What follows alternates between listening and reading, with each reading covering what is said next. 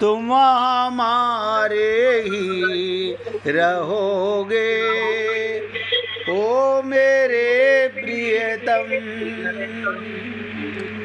तुम हमारे थे प्रभु जी, तुम हमारे हो, तुम हमारे ही रहोगे। ओ मेरे प्रियतम, हम तुम्हारे थे प्रभु जी, हम तुम्हारे हैं, हम तुम्हारे ही रहेंगे। ओ मेरे प्रियतम,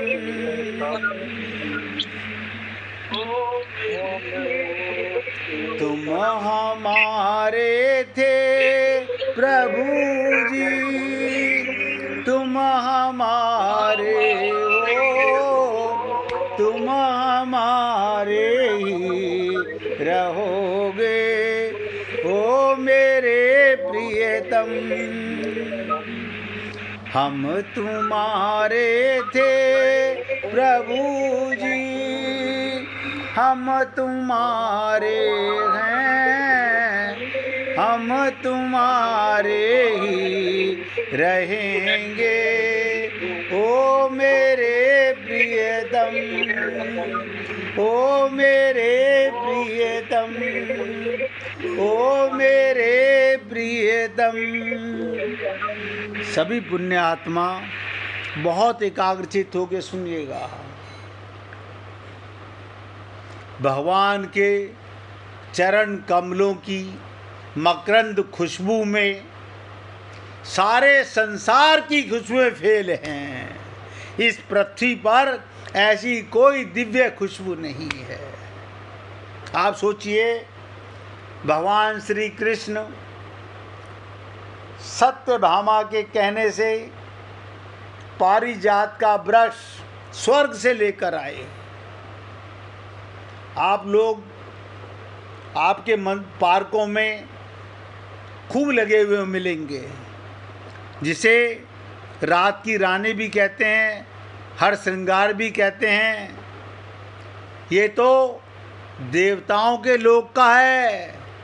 जब उन पेड़ों के नीचे से शाम को गुजरो तो उनकी सुगंध, कमाल की बात है कि दिन में सुगंध कहाँ चली जाती है। पत्ते को तोड़ के सूंघो, खुशबू नहीं आती। ये तो स्वर्ग के पारिजात वृक्ष की खूबी बता रहा हूं। अब आप सोच के देखो, सोचने में तो पैसे नहीं खर्च हो रहे ना। सोचो, भगवान के चरणों के ऊपर रखी मकरंद की खुशबू कितनी दिव्य होगी, जिसके लिए सनकादिक परमहंस जो सदा परमात्मा में ध्यान में मग्न रहते थे, उनकी भी समाधि लग गई, समाधि लग गई। कल हमने आपको मार्कंडे जी की लीला सुनाई कि मार्कंडे जी माया का दर्शन करना चाहते हैं और भगवान ने कराया। आप और हम लोग माया में लिप्त रहते हैं। हम माया के शरीर को मैं मानते हैं, माया के सामान को मेरा मानते हैं, माया के संसार को अपना मानते हैं। तुम तो माया में ही चेतन आत्मा होते हुए भी अपने को देह मानते हैं। हमारी दृष्टि कुछ और है।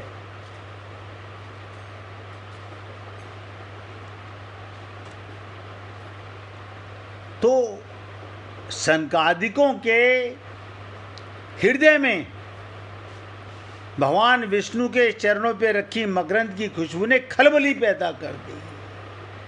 आपके और हमारे चित्त में कोई खलबली नहीं पैदा होती। देखो कमाल की चीज,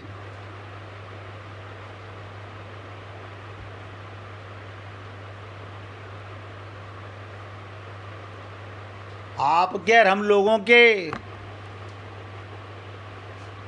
मन में कोई खलबली नहीं पैदा होती। आत्मा सुन लिया, हाँ सुनते तो हैं हम आत्मा है, हमने तो कभी देखी नहीं आत्मा क्या होती है। हम तो शीशे में देखते हैं, अपना बटुआ सा शरीर देख लेते हैं, बस इस मरने वाले को मैं करते रहते हैं। आप सोचिएगा कैसे कल्याण होगा। जो सदा भगवान में लीन थे, जनक जी जो बेदेही थे, अपने को देह नहीं मानते थे, उनका भी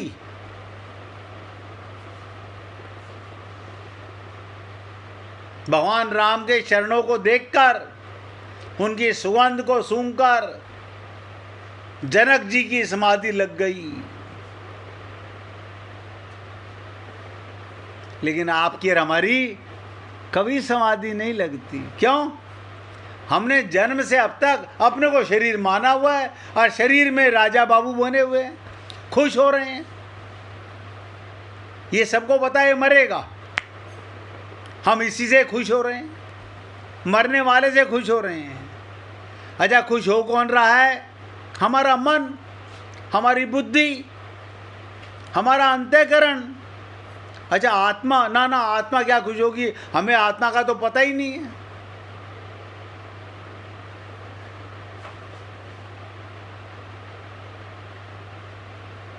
कारण वो पृथ्वी की विकार रूप गंध नहीं थी। यानी जितनी भी इस पृथ्वी पे खुशबू हैं, वो सब भगवान विष्णु के चरण कमलों के मकरंद की खुशबू के सामने गंध के समान है, विकार रूप गंध है। प्रत्युक्त वो दिव्य गंध थी। ऐसे ही भगवान के विग्रह की प्रत्येक वस्तु, ध्यान से सुनिएगा, उनके वस्त्र हों, उनके आभूषण हों, उनके आयुध आदि हों, दिव्य चिन्मय और अत्यंत विलक्षण हैं। आप और हम लोग तो ये जानते हैं ना, हम जो ठाकुर जी को ज्वेलरी बनाते हैं, हम खरीद के लाए थे बाजार से, हमें पता है ये कितने की है। क्यों? भगवान को धारण करा के तो दिव्य हो गई? नहीं नहीं, ऐसे थोड़ी दिव्य हो गई। हम आज तक दिव्य नहीं हो सके अंदर आत्मा और परमात्मा के रहते हुए। देखो कमाल की चीज, हमारे शरीर में आत्मा और परमात्मा, मैं खुद आत्मा परमात्मा की गोदी में रहता हूँ। हमें सेंट की जरूरत पड़ती है, हमें खुशबू के स्प्रे लगाने की जरूरत पड़ती है। क्यों? शरीर की बदबू को छुपाने के लिए। आत्म प्रकाश हो जाए तो परमात्मा की सुगंध छलकने लगे। जैसे सूर्य की एक किरण प्रकाश, ऐसे ही आत्मा परमात्मा का अंश, ध्यान से सुनो, आत्मा परमात्मा का अंश, उनके चरणार बिंद पर इतनी सुगंध थी, उस सुगंध का कोई तो अंश तुम्हारे अंदर भी होगा ना। हाँ होगा तो सही, लेकिन अपनी सुगंध तो कभी आई नहीं हमारे को। शरीर में तो बदबू आएगी, शरीर में होती बदबू आएगी क्या? आत्मा का ध्यान हो तो सुगंध से संबंधित बने हमारा। तो भगवान की लीलाओं को सुनने, पढ़ने, याद करने आदि से लोगों का अंतःकरण निर्मल पवित्र हो जाता है। ना जी, यहाँ तो आज तक कुछ नहीं हुआ। हमने बहुत भागवत सुन ली, बहुत भगवान की लीलाएं सुन ली, हमारा अंतःकरण निर्मल नहीं हो रहा। और भगवान कह रहे हैं, निर्मल मन जन सो मोहि पावा।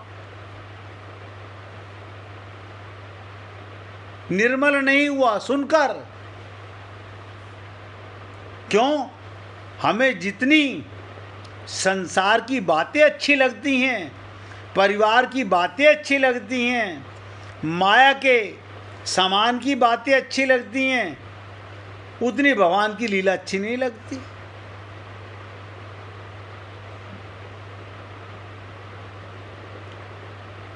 और उनका अज्ञान दूर हो गया। देखो कमाल की चीज, भगवान की लीला मात्र से अज्ञान मिट जाता है। ऐसे बहुत रसिक हुए हैं संसार में जिनका अज्ञान मिट गया, काया का भ्रम मिट गया, माया का भ्रम मिट गया, केवल भगवान की लीला सुनने मात्र से।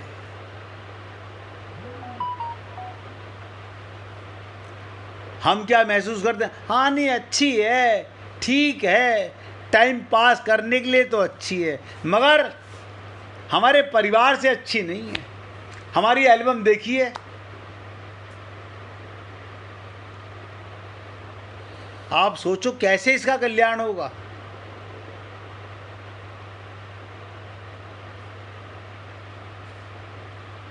भगवान की लीला सुनने से मन के सारे कुसंग मिट जाने चाहिए थे, लेकिन नहीं, वो लीला तो हम भूल जाते हैं।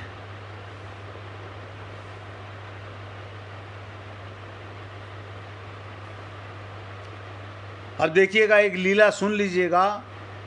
ऋषि दुर्वासा ये रामावतार में भी थे और कृष्णावतार में भी थे।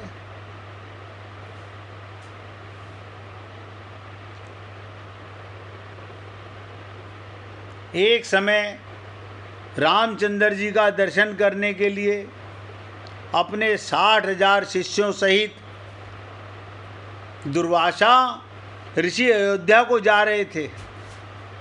तब मार्ग में जाते हुए दुर्वासा जी ने सोचा, मनुष्य का रूप धारण कर ये तो विष्णु जी की संसार में अवतीर्ण हुए हैं। विष्णु जी ही संसार में अवतीर्ण हुए हैं, ये तो मैं जानता हूँ, किंतु संसारी जनों को आज मैं उनका पौरुष दिखाऊंगा। यानी मैं तो जानता हूँ, अपने शिष्यों को भगवान का असली रूप दिखाऊंगा। अपने मन में ऐसा विचारते हुए दुर्वासा ऋषि अपने 60,000 शिष्यों के साथ अयोध्या पधारे और नगरी में प्रवेश करके सबके साथ भगवान के भवन के 8 चौकों को लांघकर पहले सीता जी के भवन में पहुँचे। शिष्यों सहित दुर्वासा जी को सीता जी के द्वार पर उपस्थित देखकर पहरेदारों ने शीघ्रता से दौड़कर भगवान श्री राम को इसकी सूचना दी। ये सूचना पाते ही भगवान राम मुनि दुर्वासा के पास आ पहुँचे। भगवान देखो ऋषियों का कितना सम्मान करते हैं, वो तो लीला कर रहे हैं। खुद आ पहुँचे। सनकादिकों के पास भी माँ विष्णु खुद आ गए थे और प्रणाम कर सबको बड़े आदर सहित भवन के भीतर लिवा कर ले गए। राम अंदर लिवा कर ले गए और बैठने के लिए सुंदर आसन दिया। आसन पर बैठते ही दुर्वासा जी ने मधुर वचनों में श्री राम से क्या कहा, आज 1000 वर्ष का मेरा उपवास व्रत पूरा हो गया। 1000 वर्ष का। इस कारण मेरे शिष्यों सहित मुझे आप भोजन कराइए और इसके लिए आपको केवल 1 मुहूर्त का समय देता हूँ। भगवान राम से कहते हैं 1 मुहूर्त का समय। साथ ही ये भी ज्ञात रहे, मेरा ये भोजन जल, धेनु, अग्नि की सहायता से प्रस्तुत ना किया जाएगा। केवल 1 मुहूर्त में ही मेरी इच्छा के अनुसार ये भोजन जिसमें विविध प्रकार के पकवान प्रस्तुत होने चाहिए। इसके अतिरिक्त यदि तुम अपने धर्म की रक्षा चाहो तो शिव पूजन निमित्त मुझे ऐसे पुष्प मंगा कर दो जैसे पुष्प यहाँ अब तक किसी ने देखे ना हो। यदि ये कार्य तुमसे ना हो तो मुझसे स्पष्ट कह दो कि मैं इसमें असमर्थ हूँ, मैं चला जाऊँगा। देखिए दुर्वासा ऋषि भगवान राम को क्या कह रहे हैं। मुनि की इस बात को सुनकर श्री रामचंद्र भगवान ने मुस्कुराते हुए नम्रता से कहा, भगवान मुझे आपकी ये सब आज्ञा स्वीकार है। भगवान का व्यवहार देखो। राम की बात सुनकर दुर्वासा जी प्रसन्न होकर कहा, मैं सरयू में स्नान करके अभी तुम्हारे पास आता हूँ, शीघ्रता करना। हमारे लिए सब सामग्रियों को प्रस्तुत करने के लिए अपने भाइयों सीता को शीघ्रता के लिए कह दीजिए। रामचंद्र भगवान ने कहा, अच्छा आप जाइए, स्नान करके आइए। दुर्वासा जी स्नान करने चले गए। राम चिंतित हो गए। लक्ष्मण आदि भ्राता जानकी जी तथा सबके सब व्याकुल हो राम की ओर एक टक निर्निमेष दृष्टि से देखने लगे कि मुनि ने इस प्रकार की ये अद्भुत वस्तु क्यों मांगी। इसके लिए देखें कि अब भगवान क्या करते हैं, क्योंकि बिना अग्नि के, बिना जल के, बिना गऊ के दूध के किस प्रकार भोजन प्रस्तुत करेंगे भगवान। रामचंद्र जी ने लक्ष्मण जी से एक पत्र लिखवाया, फिर उस पत्र को अपने बाण पर बांधकर, ध्यान से सुनो, धनुष पर चढ़ाया और छोड़ दिया। वो बाण वेग से उड़कर अमरावती में इंद्र की सुधर्मा नामक सभा में जाकर उनके सामने गिर पड़ा। उस बाण को देखकर इंद्र व्याकुल हो गए, ये किसका बाण है। फिर उठाकर जो देखा उस पर राम का नाम अंकित था। उसमें बंधे पत्र को खोलकर पढ़ा।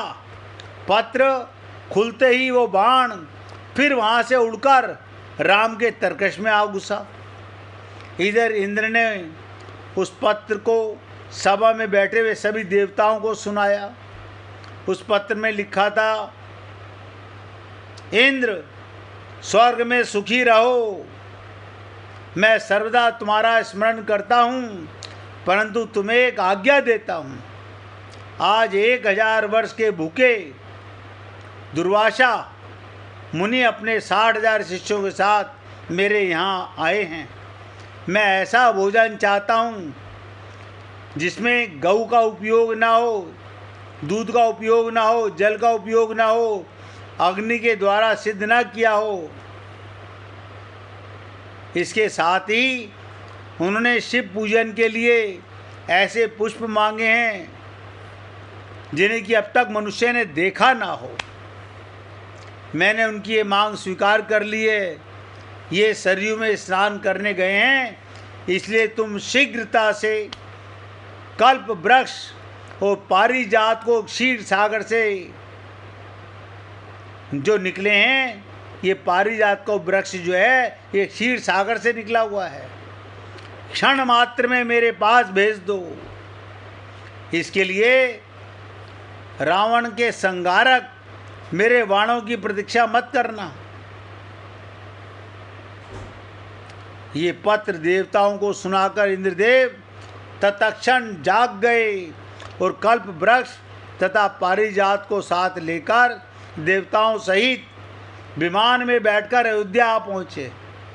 लक्ष्मण जी ने इंद्र का स्वागत किया। इंद्र ने राम के पास पहुंचकर कल्प वृक्ष को राम को अर्पण किया और सरयू तट से दुर्वासा ने अपने एक शिष्य को राम के पास भेजा, तुम जाकर देखो राम इस समय क्या कर रहे हैं।